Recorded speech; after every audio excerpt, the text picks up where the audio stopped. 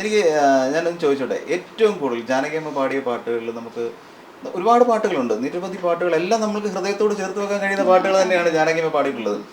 എങ്കിലും രാധികയെ സംബന്ധിച്ചിടത്തോളം ഏറ്റവും ഇഷ്ടപ്പെട്ട ഒരു പാട്ട് ഏതാണ് ജാനകിയമ്മയുടെ? തേനും വയമ്പും. ഒരു ജസ്റ്റ് ഞങ്ങൾക്ക് വേണ്ടി, നമ്മുടെ പ്രേക്ഷകർക്ക് വേണ്ടിയിട്ട് ജസ്റ്റ് കണ്ടുപോയി. തേനും വയമ്പും നാവിൽ തൂവും വാനമ്പാടി, തേനും വയമ്പും നാവിൽ തൂകും വാനമ്പാടി, രാഗം ശ്രീരാഗം